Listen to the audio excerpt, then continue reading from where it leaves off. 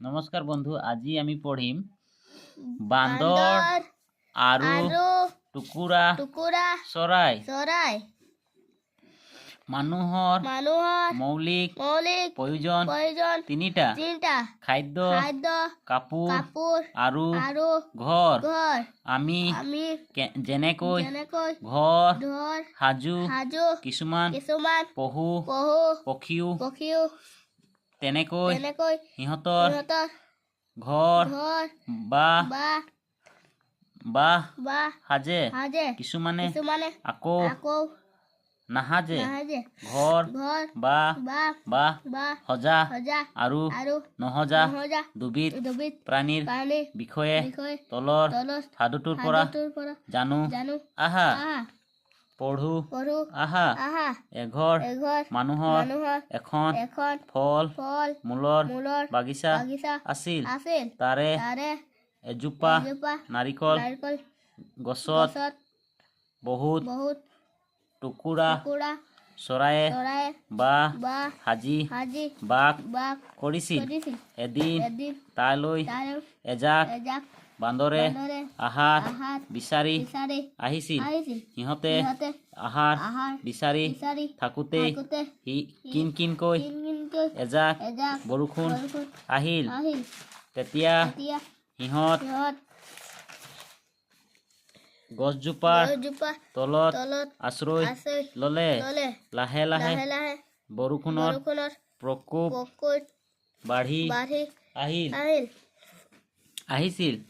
লগতে ফেৰফেৰীয়া বতাহো বলিছিল। বান্দৰজাকে বৰষুণত তিতি জুপুৰি হ'ল। সিহঁত ঠাণ্ডাত ঠককৈ কঁপিবলৈ ধৰিলে। বান্দৰজাকৰ এনে অৱস্থা দেখি চৰাইবোৰ বৰ দুখ লাগিছিল। তাৰে এটা চৰায়ে বান্দৰজাকক লাহেকৈ ক'লে, তোমালোকৰ অৱস্থা দেখি আমাৰ বেয়াই লাগিছে। আমাৰ দৰে তোমালোকে বাহ একোটা সাজি নোলোৱা কিয়? আমিচোন ঠোঁটেৰে বাহ সাজি লৈছো। চোৱা চৰাইকেইটাৰ কথাত কেইটামান বান্দৰৰ খং উঠিল। সিহঁতে মনৰ ভিতৰতে জুগুৰি গুমৰি থাকিল।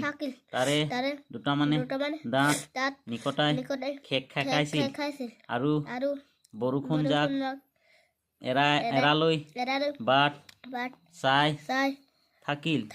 বৰষুণজাক এৰাৰ লগে লগেই দুটামান বান্দৰ গছৰ ওপৰলৈ উঠি গ'ল।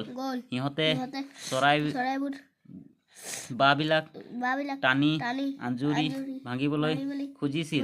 তাকে দেখি বয়সীয়াল বান্দৰ এটাই মাত লগালে, সৌৰা নাভাঙিবি। চৰাইকেইটাই ইমান কষ্ট কৰি বাহ সাজিছে, সকলোৱেতো বাহ সাজিব নাজানে। তাকে শুনি বান্দৰকেইটা থমকি ৰ'ল।